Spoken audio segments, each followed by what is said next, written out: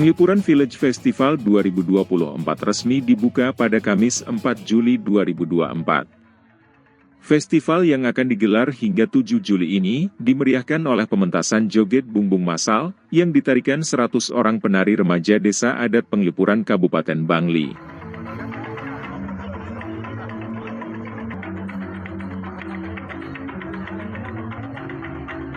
Penglipuran Village Festival kali ini mengangkat tema Pertiwi, membawa narasi besar yakni bakti dan hormat kepada tanah sebagai elemen dan berkah kehidupan, sehingga desa wisata yang sudah dirintis sejak tahun 1990, mampu memberikan manfaat yang positif dalam kesejahteraan kehidupan masyarakat.